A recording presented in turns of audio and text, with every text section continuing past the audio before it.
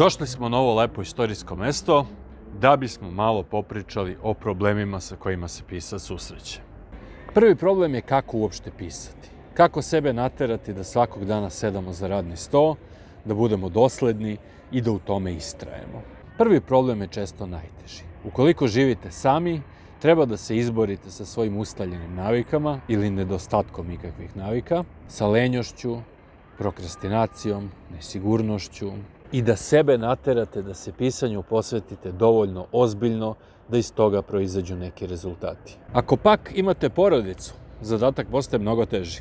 Pored svih onih problema koje imamo kada živimo sami, sada su tu i očekivanja naših ukućana. Pogotovo ako imate decu i ako vaše izdvajanje da biste pisali podrazumeva da neko drugi treba da provodi sve vreme sa njima.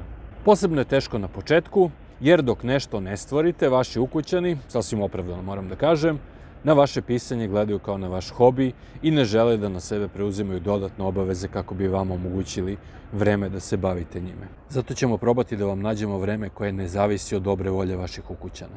U najvećem broju slučajeva uvek je moguće naći vreme.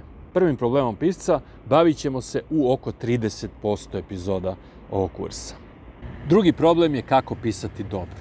Kako od lošeg pisca ili neiskusnog početnika stići do nivoa koji će biti dovoljno dobar. Nakon što ste uspjeli da sebe naterate na redovan rad i nakon što su stranice počele da se gomilaju u vašem kompjuteru ili na radnom stolu, treba da vidimo kako da od početničkih brljotina napravimo nešto što će biti dovoljno dobro da zavređuje da ga pokažemo drugim ljudima, uključujući tu izdavače.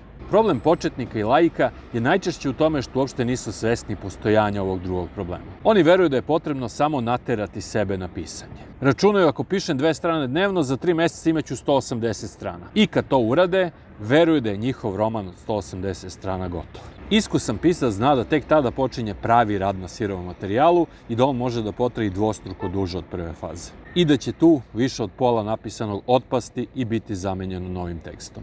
U ovoj fazi ćemo raditi na svim aspektima popravljanja teksta i to će nam na ovom kursu popuniti oko 70% epizoda. Treći problem je kako pisati savršeno. Kako od dovoljno dobrog postati neko čija je svaka rečenica dostojna da postane uokvireni citat. Zato sam vas baš za ovaj treći problem doveo ovde, na letnju pozornicu Niške tvrđave, koja ima 3000 mesta i okružena je drevnim zidinama, tako da odaje utisak nekog starogrčkog pozorišta, gde su se najbolji nadmetali na pozornici čekajući sud publike. Samo ukoliko postanete savršeni, možete očekivati da ćete nekada imati promociju pred 3000 ljudi. Stižemo dakle do trećeg problema. Kako pisati savršeno?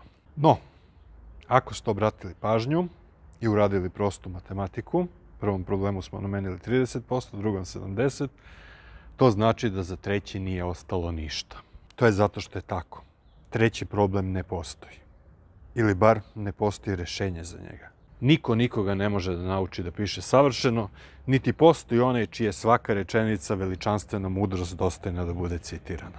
Ali potrebno je da vam to neko kaže otvoreno na početku, jer su mnogi dobri pisci sebi upropastili karijeru, ispravljajući sasvim dobra dela u želji da ih učine savršenim.